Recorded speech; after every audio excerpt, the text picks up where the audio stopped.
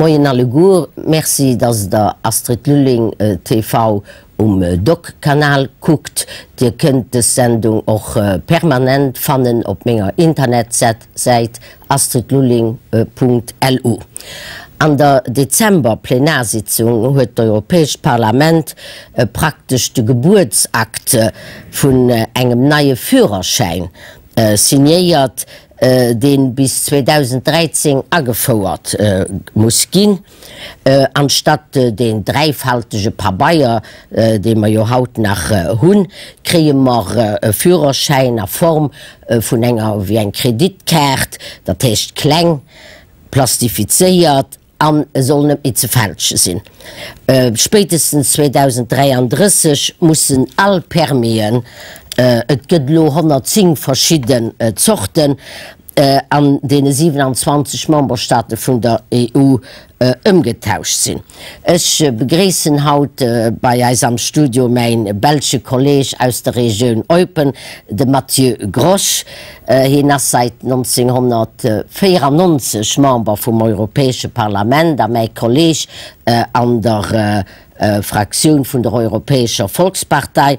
Und hierhin als der Rapporteur über das wichtige europäische Richtlinie schon invitiert, für das sie nicht erklärt, für was den einheitlichen Führerschein an allen EU-Memberstaaten soll gehen, was die zukünftige Dauer von dem Führerschein, also in welchen Konditionen soll erneuert gehen. Mathieu Grosch als Eupener versteht ein bisschen Lützeburgisch mehr schwätzt, aber Deutsch, und wir gingen uns dann noch weiter an der deutschen Spruch erhalten. Mathieu, wie lange arbeitet das Europaparlament dann an diesem Dossier? Ja, Astrid, die Richtlinie ist in 1993 von der Kommission verabschiedet worden und wir haben kurz vor den Europawahlen in 1994, damals war ich schon Berichterstatter, versucht die Arbeit aufzugreifen und als wir das Dokument bekamen, hatte die Kommission das hier parallel mit rausgegeben. Das ist ziemlich interessant, das sind fast 200 Seiten, wo alle bestehenden Modelle drin sind und wo gar noch Modelle drin sind vom Staaten, die nicht mehr bestehen.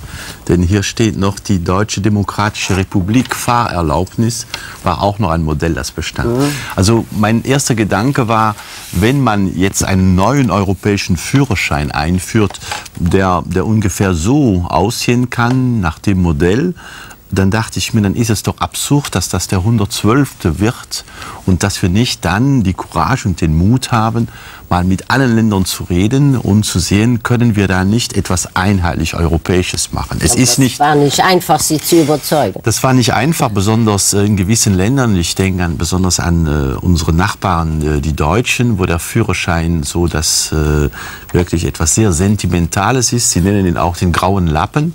Wie und die D-Mark. Ja, genau, das war fast so eine Diskussion wie von der D-Mark zum Euro.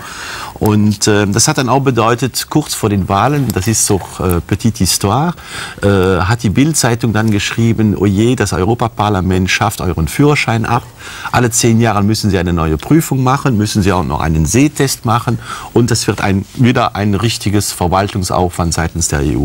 Alle Kollegen bekamen Angst und so haben wir das Dossier vor der Wahl weggelegt, sofort aber in 2004 aufgenommen. Also wir arbeiten seit 2004 und wir sind bereit bei der zweiten Lektüre, also wir haben unsere Arbeit abgeschlossen.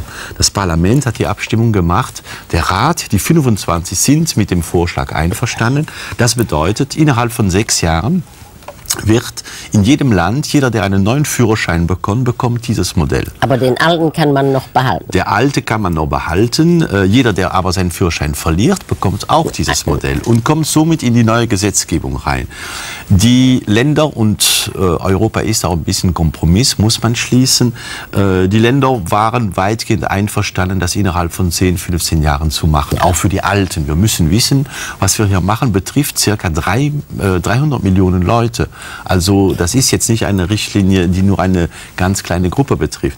Also musste man auch längere Frist. Nur dann waren wieder unter anderem unsere Nachbarn Deutschland, die sagten, okay, können wir das nicht etwas länger machen, dann können wir das auch verkraften und somit sind wir dann nach den 6 Jahren in die Frist für 20 Jahre. Aber ich bin heute überzeugt, dass es viel schneller gehen wird. Aber der Führerschein